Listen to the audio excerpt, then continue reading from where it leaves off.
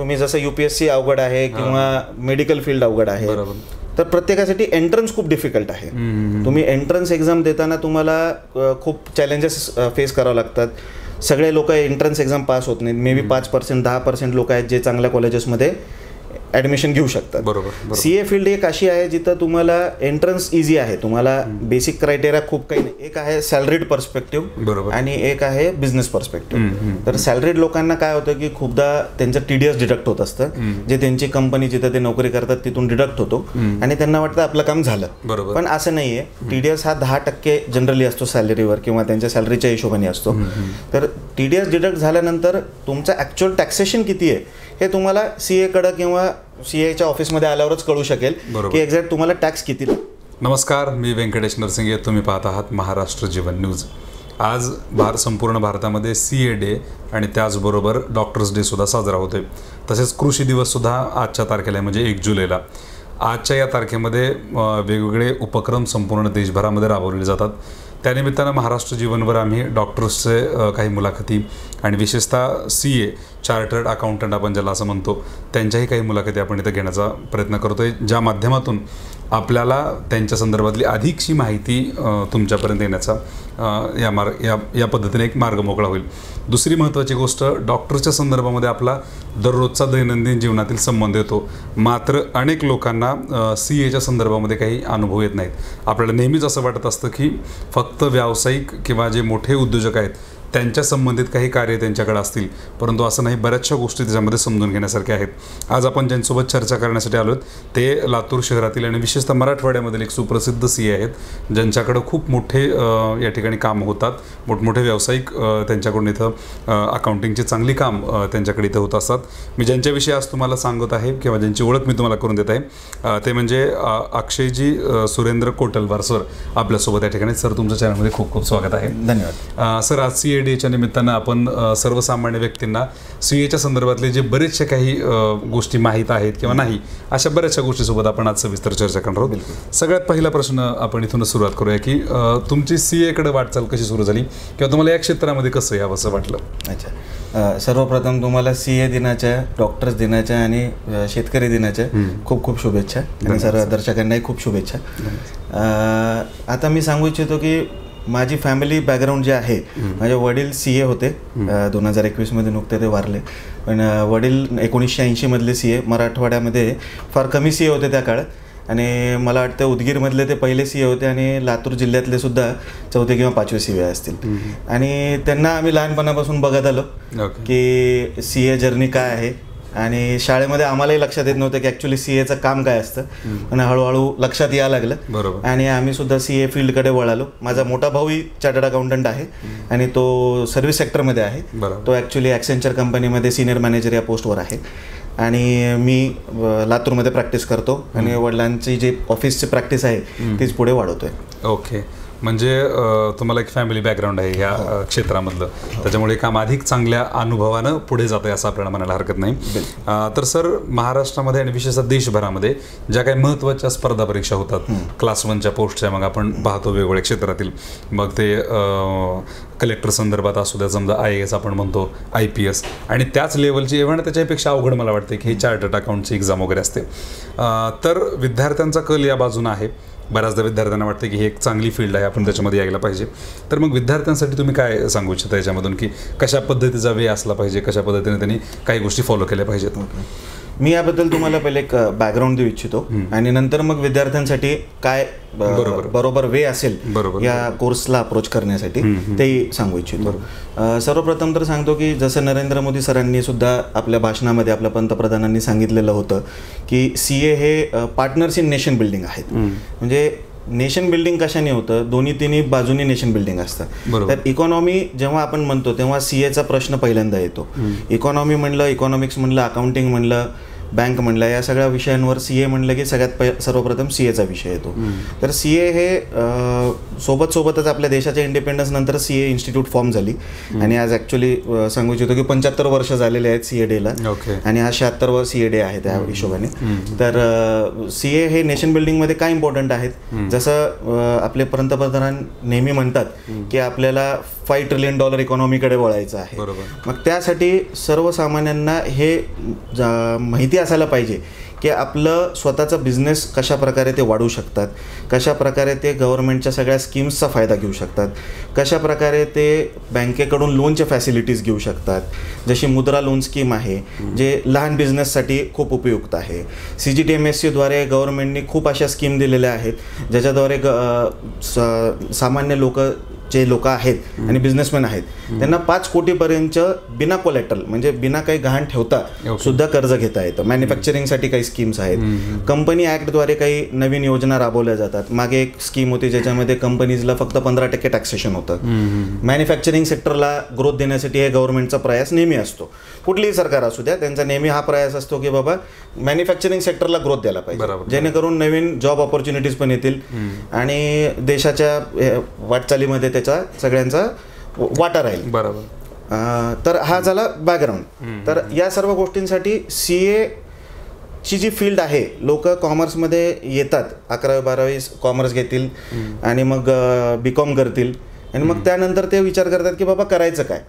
मग CA साठी जी entry आहे ती BCom नंतरही आहे किंवा तुम्ही 12वी करता करता सोबतही सुरू करू शकता. जसं आता समजा 12वी करतानाच तुम्ही CA फाउंडेशनची तयारी करू शकता. CA फाउंडेशन कोर्सची तयारी करता समजा ती एंट्रन्स टेस्ट असल्यासारखी आहे. CA एक्झामिनेशनमध्ये 3 टप्पे असतात. एक फाउंडेशन आहे ज्याला काही काळापूर्वी PE1 म्हणायचे, नंतर फाउंडेशन झालं. PE2 किंवा इंटरमिजिएट कोर्स आहे आणि त्यानंतर फायनल आहे. मग या सगळं हे 3 टप्पे आहेत एक्झामिनेशनचे आणि यामध्ये प्रॅक्टिकल कामही आहे. जसं डॉक्टर लोकांना सुद्धा इंटर्नशिप करावं लागते तशी आमच्या फील्डमध्ये आर्टिकलशिप आहे. आणि आर्टिकलशिप काय इम्पॉर्टंट आहे की प्रॅक्टिकल एक्सपोजर जे आहे ते स्टुडंटला भेटायला पाहिजे की ॲक्च्युअलमध्ये ऑफिसमध्ये काम कसं होतं, रिटर्न फाईल करणं आणि रिटर्न कसं फाईल होतं हे बघण्यामध्ये सुद्धा एक खूप वेगळा अनुभव आहे. कारण काही वेगळे सॉफ्टवेअर यूज केले जातात. सिस्टीम सोबत कसं काम करायला पाहिजे आणि कम्प्युटरवर तुम्ही या सगळ्या गोष्टी कसे करू शकता हे सगळं शिकण्यासाठी त्यांना प्रॅक्टिकल एक्सपोजर खूप जरुरी आहे. तर मी असं सांगू शकतो की बाबा जेव्हा तुम्ही फाउंडेशनची तयारी करत आहेत तेव्हा तुम्हाला 11वी-12वीमध्ये तुम्हाला एक कल बनवावं लागेल की तुम्हाला CA कोर्सकडे वळायचं आहे. CA कोर्सकडे वळण्यासाठी मग तुम्ही फाउंडेशन, इंटरमिजिएट आणि मग फायनल असा जो अभ्यासक्रम आहे तो करू शकता. आणि एक टप्पा पास झाल्यानंतर पुढचा टप्पा येईल. तो टप्पा झाल्यानंतर मग फायनल टप्पा येईल आणि मध्येच तुम्हाला आर्टिकलशिप करायची आहे. 3 वर्षाची साधारणतः आर्टिकलशिप असते. ते नियम वरचेवर थोडे ना थोडे बदलत असतात. ते तुम्ही इन्स्टिट्यूटच्या वेबसाईटवरून कधीही इन्फॉर्मेशन घेऊ शकतात विद्यार्थी वगैरे. पण मेनली हा आहे की विषय तुम्ही हे 3 टप्प्यामध्ये CA कोर्स कम्प्लीट करू शकता. आणि काही गोष्टींमध्ये कम्पेअर जर करू नाही शकत आपण, प्रत्येक कोर्स वेगळे आहेत. तुम्ही जसं UPSC अवघड आहे किंवा मेडिकल फील्ड अवघड आहे, तर प्रत्येकासाठी एंट्रन्स खूप डिफिकल्ट आहे. तुम्ही एंट्रन्स एक्झाम देताना तुम्हाला खूप चॅलेंजेस फेस करावं लागतात. सगळे लोक एंट्रन्स एक्झाम पास होत नाहीत. मे बी 5%, 10% लोक आहेत जे चांगल्या कॉलेजेसमध्ये ॲडमिशन घेऊ शकतात. CA फील्ड एक अशी आहे जिथं तुम्हाला एंट्रन्स इझी आहे, तुम्हाला बेसिक क्रायटेरिया खूप काही नाही आहे, पण तुम्हाला प्रत्येक टप्प्यावर तुम्हाला स्वतःला प्रूव्ह करायचं आहे. तुम्हाला प्रत्येक एक्झाममध्ये प्रूव्ह करायचं की तुम्ही इथून पुढे चांगलं करू शकता आणि ह्याच्यापेक्षाही चांगलं करू शकता. आणि ते फायनल टप्पा क्लिअर होईपर्यंत तुम्हाला तेवढं करणं भाग आहे. आणि मगच तुमची खरी परीक्षा होती की बाबा फायनल क्लिअर झाल्यावर तेव्हा सुद्धा मग ऍक्च्युअल प्रॅक्टिकल जगामध्ये तुम्ही येता आणि मग तुम्हाला प्रॅक्टिकल एक्सपोजर भेटायला सुरू होतं. तर 3 टप्प्यामध्ये तुम्हाला प्रूव्ह करायचं आहे की तुम्ही CA कोर्स पूर्ण करू शकता. त्यामुळं अवघड का होतं, कारण 3 टप्प्यामध्ये तेवढेच डिफिकल्टी लेवल वाढते आणि त्या प्रत्येक डिफिकल्टी लेवलला पार करत तुम्हाला CA फायनल कम्प्लीट करायचं आहे. ओके म्हणजे एकंदरीत आपल्या बोलण्यावरून असं वाटतं की जरी हे ग्लॅमरस दुनिया वाटत असेल बाहेरच्या विद्यार्थ्यांना तात्पुरत्या स्वरूपात, परंतु याच्यामध्ये तेवढंच हार्डवर्क आहे सगळ्यासारखंच. आणि जर तेवढं हार्डवर्क करून तुम्ही पुढे जाल तरच मग ह्याच्यामध्ये चांगलं यश मिळू शकतं. बिलकुल. म्हणून ह्याच्यामध्ये जे डिटेलिंग आपण ज्याला म्हणतो की एक बारीक सारीक गोष्टींची काळजी विद्यार्थ्यांनी घेतली पाहिजे आणि वेगवेगळ्या टप्प्यातून जायचंय तुम्हाला, जसं सरांनी आपल्याला सविस्तर सांगितलं. तर या सगळ्या गोष्टींची जर तुम्ही व्यवस्थित काळजी घेतली आणि वेळेचं एक नियोजन बनवलं, म्हणजे मला 12वी नंतर मला हे फाउंडेशन कोर्स करायचा आहे किंवा मी एवढ्या वर्षानंतर मी स्वतःला CA म्हणून पाहतोय, तर मग तुम्ही मात्र योग्य वयामध्ये योग्य वेळेमध्ये तुम्ही हे एक्झाम क्रॅक करू शकता आणि तुमचं स्वप्न पूर्ण करू शकता. अतिशय सविस्तर माहिती तुम्ही या ठिकाणी दिलेली आहे CA च्या संदर्भात, म्हणजे हे जे अभ्यासक्रम आहे किंवा तो जो वे आहे, कारण बऱ्याचदा हे माहीत नसतं विद्यार्थ्यांना बरोबर की नेमकं कसं करायचं, तरी खूप महत्त्वाची माहिती आपल्याला सरांनी दिलेली आहे. सर, पुढचा प्रश्न तुमच्यासाठी असा आहे की बऱ्याचदा CA आणि सर्वसामान्यांचा काही संबंध येत नाही, म्हणजे लोक तिकडे जातच नाहीत मुळात, की आपला काही संबंध नाही, फक्त नवउद्योजक म्हणा किंवा मग मोठे बिझनेसमॅन असं. तर सर्वसामान्यांचा आणि या समजा जसं की ITR आहे किंवा मग CA च्या संदर्भात आणखी जे काही गोष्टी आहेत, तर ते कसा संबंध येतो किंवा कोणत्या गोष्टी महत्त्वाच्या आहेत तुम्हाला वाटतंय? मी दोन्ही पर्स्पेक्टिव्हने तुम्हाला सांगू इच्छितो. ओके. की एक आहे सॅलरीड पर्स्पेक्टिव्ह बरोबर आणि एक आहे बिझनेस पर्स्पेक्टिव्ह. तर सॅलरीड लोकांना काय होतं की खूपदा त्यांचं TDS डिडक्ट होत असतं, जे त्यांची कंपनी जिथं ते नोकरी करतात तिथून डिडक्ट होतो आणि त्यांना वाटतं आपलं काम झालं. बरोबर. पण असं नाहीये. TDS हा 10% जनरली असतो सॅलरीवर किंवा त्यांच्या सॅलरीच्या हिशोबाने असतो.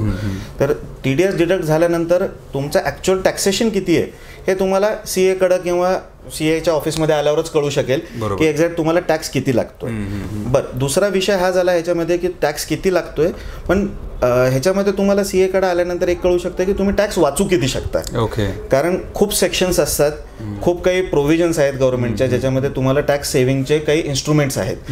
मग त्या गोष्टीमध्ये तुम्ही इन्व्हेस्ट करताय आहे किंवा काही करत असाल तर तुम्हाला टॅक्स कसा वाचवता येईल, तुम्हाला टॅक्स प्लॅनिंग कसं करता येईल. टॅक्स प्लॅनिंग हा खूप महत्त्वाचा विषय आहे जो सगळ्यांना माहीत असायला पाहिजे. फायनान्शियल लिटरसी आपल्याकडे शाळेमध्ये किंवा कॉलेजमध्ये लवकर दिली नाही जात, त्यामुळं काही लोकांना त्याच्यावर अवेअरनेस नसेल. पण तुम्ही जर CA कडे आलात तर तुम्हाला या सगळ्या गोष्टींची कल्पना भेटू शकेल. आणि या हिशोबाने मग तुम्ही सॅलरीड असाल किंवा बिझनेसमध्ये असाल, तुम्ही तुमचं टॅक्स प्लॅनिंग व्यवस्थित करू शकाल आणि जेणेकरून तुम्ही कमीत कमी टॅक्सेशनमध्ये तुम्ही व्यवस्थित तुमचं रिटर्न फाईल करू शकाल. आणि रिटर्न फाईल करणं हे मॅन्डेटरी आहे. जेव्हा तुमचं इन्कम हे एक टॅक्स म्हणजे टॅक्सेशनच्या थ्रेशोल्डच्या वर जातं तेव्हा तुम्हाला रिटर्न फाईल करणं कंपल्सरी आहे. पण लोकांना काही जे नवीन आलेले आहेत, जस्ट जॉब सुरू केला आहे, त्यांना या गोष्टी कधी माहीत नसतील, तर त्यांनी विचार करायला पाहिजे आणि विचारायला पाहिजे कुठल्या जवळच्या त्यांच्या ऑफिसच्या HR किंवा CAच्या ऑफिसमध्ये जाऊन की मला इन्कम टॅक्स रिटर्न फाईल करणं जरुरी आहे का. आणि असेल तर मग त्यांनी पुढची प्रोसिजर चालू केली पाहिजे. आणि बिझनेसवाल्यांसाठी असं आहे की बिझनेसवाल्यांसाठी बेसिक सुरुवातच CAच्या ऑफिसमधून होती. भलेही छोटा बिझनेस असेल किंवा मोठा बिझनेस असेल. काय होतं, दोन गोष्टी आहेत. एक तर आहे तुम्हाला बिझनेस स्टार्ट कसा करायचा आहे, त्यासाठी कुठले रजिस्ट्रेशन्स करायचे आहेत, जेणेकरून तुम्हाला शॉप ॲक्ट आहे, तुमचं GST आहे, तुमचं MSME रजिस्ट्रेशन आहे, हे सगळे बेसिक रजिस्ट्रेशन्स आहेत. मग त्यानंतर तुम्हाला ठरवायचं की तुम्ही इंडिव्हिज्युअल नावाने करताय का पार्टनरशिप करताय का कंपनी करताय का LLP करताय. हे बेसिक गोष्टी झाल्या. मग हे तुमचं ठरल्यानंतर तुम्ही जेव्हा CA कडे जाताल तेव्हा ते तुम्हाला गाईड करू शकतील की कुठल्या फॉर्म ऑफ बिझनेसमध्ये किंवा तुम्ही कुठला स्ट्रक्चर चूज करताय त्या हिशोबाने तुम्हाला टॅक्सेशन कसं लागेल. आणि मग तुम्ही एक निर्णय घेऊ शकता की तुम्हाला कुठल्या स्ट्रक्चरमध्ये जायचं आहे. कारण कंपनीसाठी मी जसं सांगितलं की काही बेनिफिट्स वेगळे आहेत आणि इंडिव्हिज्युअलसाठी कोणाला असतं की बाबा माझ्याकडे दुसरं कोणी नाही आहे, मला माझ्याच नावाने बिझनेस करायचा आहे, तर तो इंडिव्हिज्युअल नावाने करू शकतो. आता नवीन 1 पर्सन कंपनी कन्सेप्ट आलेला आहे. एक सिंगल माणूसही कंपनी तयार करू शकतो. पहिले काय होतं की कमीत कमी 2 डायरेक्टर किंवा 2 मेंबर लागायचे, आता तशी गरज नाही आहे. LLP एक नवीन कन्सेप्ट आलेला आहे. जसं पार्टनरशिप होतं तसं आता लिमिटेड लायबिलिटी पार्टनरशिप आहे, ज्याला ministry of corporate affairs handle करतं. मग त्या ह्याच्यामध्ये पण तुम्ही आपलं स्वतःला रजिस्टर करू शकता, आपल्या बिझनेसला रजिस्टर करू शकता आणि मग तुम्ही त्या हिशोबाने आपला बिझनेस स्टार्ट करू शकता. हे रजिस्ट्रेशनचा पार्ट झाला. सेकंड पार्ट आहे की मग तुम्ही विविध स्कीम्स ज्या आहेत त्याची तुम्ही कल्पना घेऊ शकता CAच्या ऑफिसमधून की सर या गोष्टीसाठी काही सबसिडी आहे का. आम्ही जर ॲग्री रिलेटेड कुठलं वेअरहाऊस करतोय, कोल्ड स्टोरेज करतोय किंवा भले लहान असो किंवा मोठा असो, तो विषय नाही आहे. विषय आहे की ह्याच्यासाठी काही सुविधा आहेत का, गव्हर्नमेंटकडून काही सबसिडी आहे का. मग सबसिडी जेव्हा लोकांना कळते मग तेव्हा त्यांना त्या बिझनेसकडं मे बी त्यांना लक्षात येईल की बाबा आपण हे करू शकतो. करेक्ट आहे. आणि ह्याच्यामध्ये मग तुम्ही विचार करू शकता की बाबा आपल्याला फंडिंग कुठून भेटेल. कारण मेन विषय असतो साहेब, कोणी म्हणतं की आमच्याकडे एक 10-20 लाख रुपयात आम्हाला बिझनेस स्टार्ट करायचा आहे, आणि समजा बिझनेसला लागणारे पैसे जे आहेत बाकीचे ते उभे कुठून करायचे. मग तुम्ही मित्राला विचारताल किंवा अनवॉरंटेड सोर्सेस मधून करताल, ज्याच्यामध्ये तुमचं नुकसान होऊ शकेल. पण जर तुम्हाला स्वतःचं नुकसान करायचं नसेल तर तुम्ही एका CA कडे जाऊन विचारू शकता की आम्हाला सोर्स कुठून क्रिएट करू शकतो आम्ही फंड्सचा, कुठली बँक व्यवस्थित राहील, कुठली बँक या प्रकारच्या बिझनेससाठी लोन देते, कमीत कमी व्याजदरात कर्ज देते, जेणेकरून तुमचा स्वतःचाच फायदा होईल आणि हे लॉंग टर्म मध्ये तुम्हाला हळूहळू तुम्हाला बेनिफिट्स लक्षात येतील तुमचे. तर रजिस्ट्रेशन पासून ते बिझनेस चालू करेपर्यंत तुम्हाला प्रत्येक गोष्टीची जी माहिती आहे ती एका सीएच्या ऑफिसमध्ये भेटू शकते. बरोबर बरोबर. अतिशय सरांनी या ठिकाणी महत्त्वाची माहिती आपल्याला सांगितलेली आहे. महत्त्वाची गोष्ट या ठिकाणी मला अशी वाटते की एखादा माणूस पैसे कसं कमवतो, तर एकतर तो नोकरी करतो किंवा मग तो व्यवसाय करतो. दोन्ही कंडिशनमध्ये आपल्याला ह्या नॉलेजचं गरज पडते आपल्याला. किंवा सरांनी सांगितल्याप्रमाणे की आपण आपला टॅक्स कशा पद्धतीने वाचवू शकतो किंवा कुठल्या गव्हर्नमेंटच्या काय ऑफर आहेत, नवीन योजना आहेत, त्याच्या बऱ्याचशा संदर्भामध्ये आपल्याला CAच्या ऑफिसची गरज पडते, त्यांच्या मार्गदर्शनाची गरज पडते, जेणेकरून लॉंग टर्ममध्ये त्याचा चांगला फायदा आपल्याला होऊ शकतो. आणि बऱ्याचदा आपण याच्याकडं दुर्लक्ष करतो की मला याची आवश्यकता नाही किंवा मला त्याची गरज नाही. दुसरी महत्त्वाची गोष्ट त्यांनी इथं सांगितली की जे फायनान्शियल मॅनेजमेंट आहे, बऱ्याचदा असं होतं की तुमच्याकडे सफिशियंट अमाऊंट असतं, परंतु त्याला मॅनेज कसं करायचं, ते फंड्स मॅनेज कसे करायचे, ते कुठे इन्व्हेस्ट करायचे का, किंवा त्याच्यामध्ये कसा चांगला व्यवसाय करायचा, ह्या संदर्भात सुद्धा खूप चांगलं मार्गदर्शन आपल्याला यांच्याकडून आपल्याला ऑफिसकडून होऊ शकतं. आपण कोटलवार सरांसोबत डिटेल चर्चा करत आहोत सगळ्याच संदर्भामध्ये की सर्वसामान्य माणसाला हे ITR भरणे असेल किंवा मग CAचं ऑफिस कशा पद्धतीने मदत करू शकतं, कशा पद्धतीने मार्गदर्शन करू शकतं. सरांनी बरंचसं डिटेलमध्ये सांगितले. सर, आणखी ॲडिशनल ह्याच्यामध्ये तुम्ही काही महत्त्वाचं 1-2 पॉईंट सांगू शकता का? हो, बिलकुल. काही पॉईंट असे मला वाटतात की खूप लोकांचं काय असतं, नवीन सॅलरीमध्ये जॉब करतायत, सॅलरीड लोक आहेत आणि बऱ्याचदा काय होतं की त्यांची अँसेस्ट्रल प्रॉपर्टी असते, वडिलोपार्जित प्रॉपर्टी असते, त्याचं काही उत्पन्न येत असतं, त्यांना त्याच्याबद्दल काय करायचं काही माहीत नसतं. कधी काही लोकांची जुनं घर असतं, गावातील घर असतं, ते विकतात आणि मग ते जे पैसे आलेत ते त्याच्यावर कॅपिटल गेन किंवा कुठल्या प्रकारचा टॅक्स लागतो त्याच्याबद्दल लोकांना माहीत नसतं. तर या गोष्टींसाठी तुम्ही कुठल्याही आपल्या जवळच्या CAला कॉन्टॅक्ट करू शकता आणि विचारू शकता की ह्याची प्लॅनिंग कशी करायला पाहिजे. कारण काय होतं, ह्याच्यामध्ये भरपूर काही सूट पण दिलेल्या आहेत सरकारने. तुम्ही रुरल इलेक्ट्रिफिकेशन बॉन्ड आहेत किंवा अशा प्रकारच्या अजून काही सुविधा आहेत ज्याच्यामध्ये इन्व्हेस्ट करून तुम्ही त्याच्यामधला टॅक्स वाचू शकता. आणि या सगळ्या पण तुम्ही हे दाखवणं जरुरी आहे. खूपदा काय करतात लोक की नाही, मी नाही दाखवलं तर बरं राहील का, पण न दाखवता आजकाल काही लपणार नाही आहे सरकारपासून. AIS म्हणून 3 वर्षापासून नवीन सिस्टीम चालू झालेली आहे. ॲन्युअल इन्फॉर्मेशन स्टेटमेंटमध्ये तुमचं वर्षातले सगळेही ट्रान्झॅक्शन, भले ती रजिस्ट्री असू दे किंवा तुम्ही परचेस केलेले म्युच्युअल फंड असू दे किंवा तुम्ही सेल केलेले शेअर्स असू दे, ह्या कुठल्याही प्रकारचं ट्रान्झॅक्शन हे डायरेक्ट गव्हर्नमेंटकडं इन्फॉर्मेशन जात आहे. आणि या रेकॉर्डमधून गव्हर्नमेंट किंवा इन्कम टॅक्स डिपार्टमेंट जो आहे हा तुम्हाला कधीही नोटीस पाठवू शकतो आणि प्रश्न विचारू शकतो. मग त्यावेळेस तुमच्याकडे जर उत्तर नसेल, त्यापेक्षा तुम्ही आधीच इन्फॉर्मेटिव्ह राहावा. तुम्ही आपल्या जवळच्या CAकडे कॉन्टॅक्ट करा, तुम्ही जावा आणि तुम्ही विचार करा, त्यांच्यासोबत विचारपूस करा की मी हा टॅक्स कसा वाचू शकतो किंवा या गोष्टीवर मला टॅक्स भरणं गरजेचं आहे का. काही गोष्टी अशा असू शकतात ज्याच्यावर आपल्याला टॅक्स भरायची गरज पण नसेल, पण आपण कंटाळा करतो की CAकडे जाऊन मी काय विचारू, काय प्रश्न करू. हे न करता तुम्ही जाऊन विचारायला पाहिजे प्रश्न आणि तुमचे डाऊट क्लिअर करून तुम्ही या गोष्टीला व्यवस्थित करून घेतलेलं पाहिजे, जेणेकरून तुम्हाला पुढच्या फ्युचरमध्ये कधीही डिपार्टमेंटकडून सुद्धा काही टॅक्सचा प्रॉब्लेम येणाऱ्या अडचणी इथं येऊ शकतात. हो, येस. तर आपल्याला सरांनी खूप महत्त्वाचं इथं गोष्ट सांगितली की तुम्ही काही लपवून ठेवलं तरी त्याचा फायदा होणार नाही, कारण ते कधी ना कधी बाहेर येईल. कधी आणि गव्हर्नमेंट रेकॉर्ड करतं, हे सगळं रेकॉर्ड बनवतंय की तुमचे वर्षभराचे काय ट्रान्झॅक्शन आहेत आणि तुम्ही कुठं कुठं व्यवहार करताय. त्याच्यामुळे हे सगळं क्लिअर राहिलं, आपण कायद्याने क्लिअर राहिलो तर ते अधिक चांगलं आहे असं आपल्याला इथं सरांनी सांगितलेलं आहे. सर, पुढचा प्रश्न असा आहे की सर्वसामान्यांचा पहिला संबंध CAच्या ऑफिसला असा येतो की तो म्हणजे ITRच्या संदर्भामध्ये आहे ना. तर मग त्याची काय ड्यू डेट असते किंवा समजा एखाद्या वर्षाचा मिस झाला तर भरणे, तर त्याच्यामध्ये पुढे काय ऑप्शन्स वगैरे असतात आपल्याला? अच्छा, हा बराच कॉमन प्रश्न आहे आणि बरं झालं तुम्ही विचारलं, कारण प्रेक्षकांना हे माहीत असणं जरुरी आहे. याच्यामध्ये मी सांगतो की इंडिव्हिज्युअल रिटर्न जे आहेत, ज्यांना ऑडिट करायची गरज नाही, ऑडिट हा बिझनेसवाल्यांसाठी असतो ज्यांचा टर्नओव्हर 1 किंवा 2 कोटीपेक्षा जास्त होत असतं आणि त्या बाकी लोकांना जे आहे ते रिटर्न फाईल करावं लागतं. त्यांचं रिटर्न फाईल करण्याची शेवटची तारीख 31 जुलै असते दरवर्षी. कधी कधी ती एक्सटेंड होती, पण आपण 31 जुलै कन्सिडर करून चालायची. आणि ऑडिटची जी तारीख आहे ती 30 सप्टेंबर असते दरवर्षी. तर समजा आता 31 मार्च 2024 जे आहे त्याचं तुम्हाला रिटर्न फाईल करण्यासाठी 31 जुलैपर्यंत करून घ्यावं लागेल. आणि जर ऑडिटसाठी तुम्ही पात्र असाल किंवा तुम्हाला ऑडिट कंपल्सरी असेल तर ऑडिटसाठी तुमची तारीख 30 सप्टेंबर 2024 राहील. ओके, म्हणजे त्या तारखेच्या आधी करून घेतलेलं कधी चांगलं. बरोबर आहे, नाहीतर पेनल्टी लागू शकते आणि लेट फीस लागू शकते रिटर्न भरणाऱ्यांना. बरोबर. जी लेट फीस आहे 1,000 ते 5,000 रुपये लागू शकते. ओके. आणि जसं तुम्ही प्रश्न विचारला की जर डिले झाला आहे तर कसं फाईल करू शकणार, तर डिलेड रिटर्नसाठी आपल्याला 31 डिसेंबर 2024 पर्यंतची तारीख आहे. तर 31 डिसेंबर 2024 पर्यंत तुम्ही डिलेड रिटर्न पण फाईल करू शकता. आणि त्यानंतरचं जरी आहे तर त्याच्यामध्ये काही वेगळे प्रोव्हिजन्स आहेत, ते तुम्ही कुठल्याही सीएच्या ऑफिसला जाऊन विचारू शकता. काही प्रोव्हिजन्स आहेत ज्याच्यामध्ये तुम्ही मागच्या वर्षीचेही रिटर्न फाईल करू शकता. पण त्या डिटेल्समध्ये जाण्यासाठी तुम्ही आपल्या जवळच्या सीएला संपर्क करू शकता. येस, म्हणजे तुम्हाला उशीर जरी झाला तरी ऑप्शन आहेत त्याच्यामध्ये, पण शक्यतो वेळेत झालेलं कधीही चांगलं. समजा कुठलीही गोष्ट वेळेमध्ये आपण पार पडली चांगली.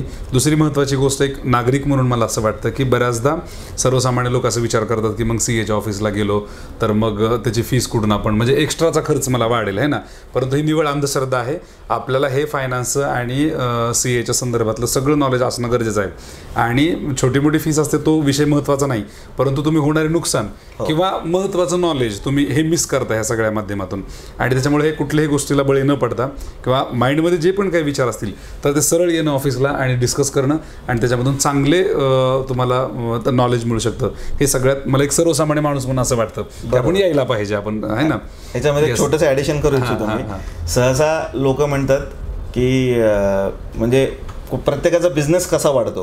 वकिलाचा असेल की बाबा कोणाचं भांडण झालं तर वकिलाचा बिझनेस वाढतो, किंवा आजारी पडला तर डॉक्टर्सचा बिझनेस वाढतो. पण सीएचा बिझनेस जो आहे तो लोकांच्या समृद्धीशी जुडलेला आहे. तुम्ही जेवढं समृद्ध व्हाल तेवढाच तुम्ही आमच्याकडे येताल आणि आम्हाला आमच्यासाठी तो एक अपॉर्च्युनिटी आहे आणि तुमच्यासाठी एक कामाचं गोष्ट आहे. म्हणजे तुमचा व्यवसाय वाढला तर इकडं सीए यांचं पण चांगलं काम वाढेल असं सरांनी सांगतात.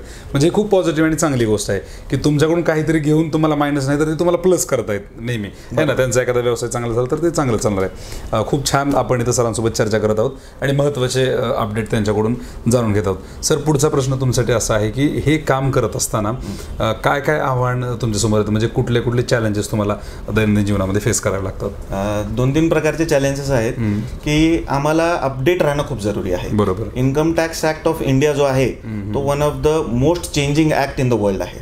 तो कंटिन्युअसली चेंज होत राहतो. दरवर्षी आपण बजेटमध्ये नवीन नवीन गोष्टी ऐकतो, आपल्याला वाटतं हे काय चालू आहे, पण ह्या सगळ्या गोष्टी ॲज अ ऍक्ट म्हणून नंतर आम्हाला वाचण्यासाठी येतात. आणि हेच ऍक्ट आम्ही वाचून मग तुम्हाला त्याच्याबद्दलचे काय, तुमच्यावर त्याचा इम्पॅक्ट काय होणार आहे या गोष्टीची आम्ही तुम्हाला कल्पना देत असतो. बरोबर. आणि हा झाला एक विषय की ऍक्ट चेंज होत असतो. पण आम्हाला असे मल्टिपल ऍक्ट्स वाचावं लागतात.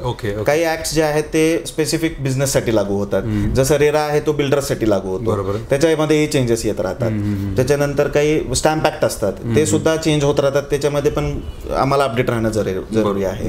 जीएसटी मध्ये कंटिन्युअस अपडेशन येतात. जीएसटी हा नवीन ऍक्ट आहे, त्यामुळं लोकांचे जे प्रॉब्लेम्स आहेत आणि लोक काय इश्यूज फेस करतायत त्या विषयावरून लोकांचे ओपिनियन घेऊन जीएसटी ऍक्टमध्ये चेंजेस होत आहेत. आणि जीएसटी ऍक्टमध्ये जे चेंजेस होत आहेत त्याच्यामध्ये आम्हाला पण अपडेट राहणं जरुरी आहे आणि लोकांनीही अपडेट राहणं जरुरी आहे. कारण बिझनेस करताना आपल्याला माहीत असायला पाहिजे की आपण कुठं चुकत तर नाहीये, जेणेकरून आपल्याला कुठं पेनल्टी किंवा एक्स्ट्राची फीस भरून यायला लागेल जीएसटीसाठी.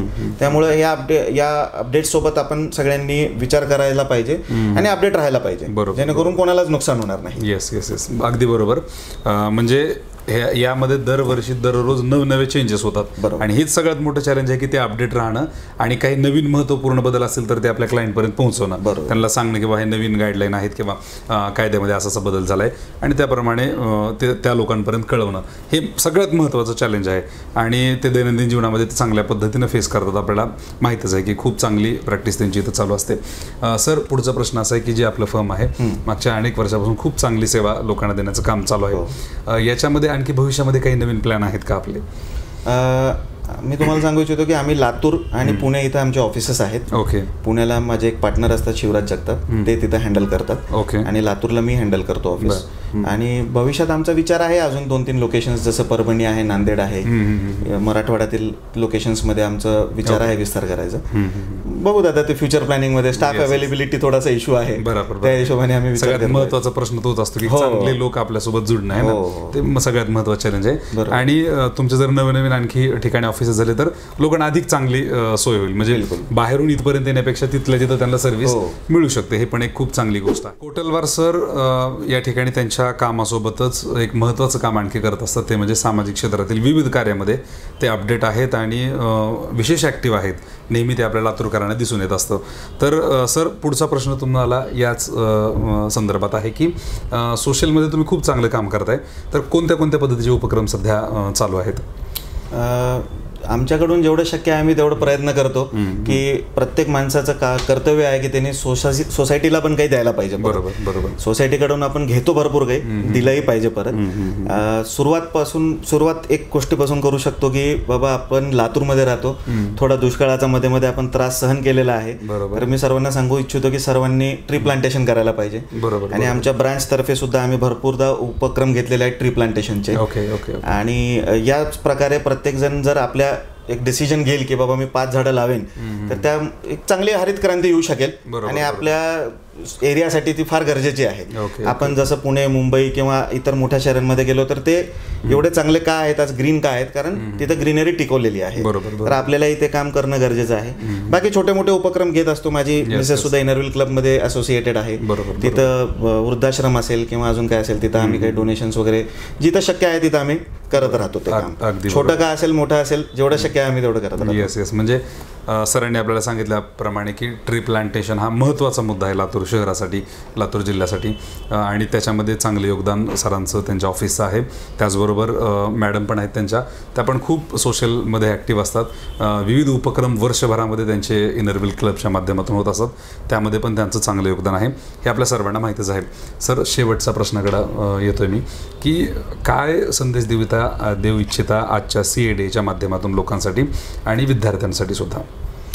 सर्वप्रथम मी सांगू इच्छितो की सर्व विद्यार्थ्यांनी न घाबरता एक प्रण जर घेतला की मी CA होऊ शकतो, तर त्यांनी नक्कीच CA या फील्डकडं एक चांगलं लुक्रेटिव्ह हिशोबाने बघायला पाहिजे. आणि त्यांनी विचार करायला पाहिजे की आपण CA होऊ शकतो. आणि त्यांनी त्यांच्या पॅरेंट्सला सुद्धा एक कॉन्फिडन्स दिला पाहिजे की मी करेनच म्हणून. तर ते नक्कीच CA कम्प्लीट करू शकतील असं मला वाटतं. कारण खूप ठिकाणी आता CAची डिमांड आहे इंडस्ट्रीमध्ये सुद्धा. आणि इंडस्ट्रीमध्ये आम्ही मागच्या 10 वर्षात असं ऑब्झर्व केलेलं आहे की पहिले MBA लोकांची डिमांड जास्त असायची. आता मध्ये एकदा रतन टाटा साहेबांनी सुद्धा सांगितलं होतं की मी CAला प्रेफर जास्त करेन MBA ला हायर करण्यापेक्षा. तर मला असं वाटतं की CA या फील्डला खूप स्कोप जास्त आहे. कारण मॅनेजमेंट, टॅक्सेशन आणि ओव्हरऑल स्किल्सची जी डेव्हलपमेंट आहे तुमची, ती या फील्डमध्ये खूप चांगल्या प्रकारे होती. आणि तीच जे नॉलेज जे तुम्ही अर्जित केलेलं आहे एज्युकेशन घेताना, हे तुम्ही तुमच्या ऑर्गनायझेशनलाही देऊ शकता.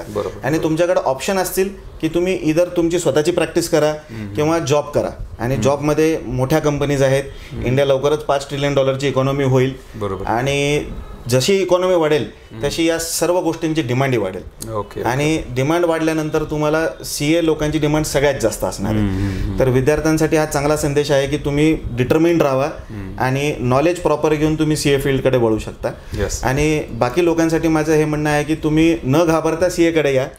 आणि जसं डॉक्टरला सांगता की आमचा हा त्रास आहे, तसाच त्रास आम्हालाही सांगा. त्याचा आम्ही 100% प्रयत्न करणार की आम्ही ते सोल्युशन काढू शकू आणि तुम्हाला चांगल्या प्रकारे टॅक्स प्लॅनिंग करून देऊ शकू. म्हणजे जसं आपल्याकडे शरीराचे डॉक्टर असतात तसे हे फायनान्शियल डॉक्टर आहेत असं म्हणायला आपल्याला हरकत नाही. आणि म्हणून सरांनी सांगितल्याप्रमाणे की न घाबरता CAकडे या, त्यांच्यासोबत डिस्कस करा, चर्चा करा आणि त्याचे चांगलं समाधान इथं तुम्हाला नक्कीच मिळेल.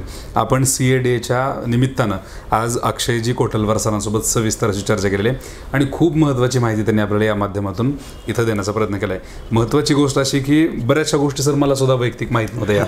आज या चर्चेतून बऱ्याचशा गोष्टी कळाल्यात. आणखी अशा इतक्या साऱ्या गोष्टी आहेत ज्या आपल्याला माहीत होणं गरजेचं आहे. त्याच्यामुळे तुम्हाला डायरेक्टली त्यांच्यापर्यंत यावं लागेल, त्यांच्यासोबत चर्चा करावी लागेल. याच्यानंतरही पहिला एपिसोड होता सर, आपण पहिल्यांदा इंटरव्ह्यू आमच्या चॅनलवर घेतोय आपण. याच्यानंतर आपण डिटेलिंगमध्ये काही काळानंतर आपण एक इंटरव्ह्यू करत जाऊ दर 3-4 महिन्यांनी 3-4 महिन्यांनी, याच्यामध्ये आणखी डिटेल काय काय गोष्टी असतात सर्वसामान्यांसाठी ते आपण या इंटरव्ह्यूच्या माध्यमातून तुमच्यापर्यंत आणण्याचा प्रयत्न करणार आहोत. ही माहिती जास्तीत जास्त लोकांपर्यंत आपल्याला शेअर करायची, जेणेकरून जे या व्हिडिओच्या माध्यमातून पाहत आहेत त्यांना पण हे समजलं पाहिजे आणि त्यांच्यासाठी पण ही गोष्ट, ही माहिती फायद्याची ठरणार आहे. सर, तुम्ही या ठिकाणी आमच्या चॅनलला वेळ दिलात आणि सविस्तर असं आम्हाला मार्गदर्शन केलं, त्याबद्दल खूप खूप धन्यवाद. आणि येणाऱ्या काळातही आपण असंच आम्हाला मार्गदर्शन कराल अशीच आम्ही या ठिकाणी अपेक्षा व्यक्त करतो. तर तुम्ही व्हिडिओ शेअर करा. या सगळ्याबद्दल तुम्ही काय विचार करता, तुमचे स्वतःचे अनुभव कसे आहेत, किंवा तुम्ही कशा पद्धतीने या गोष्टींना सामोरे गेलेले आतापर्यंत, फायनान्स असेल किंवा या संदर्भातल्या नॉलेजला, हे सगळं आम्हाला कमेंट बॉक्समध्ये सांगा. या व्यतिरिक्त आणखी काही तुमच्या मनामध्ये प्रश्न असतील तर ते सुद्धा कमेंट करून सांगायला विसरू नका. तुम्ही पाहताय महाराष्ट्र जीवन न्यूजचे महत्त्वाचं अपडेट. माझ्यासोबत या ठिकाणी कॅमेरा हँडल केला माझे सहकारी शेळके सर यांनी, आणि जास्तीत जास्त लोकांपर्यंत शेअर करा. धन्यवाद.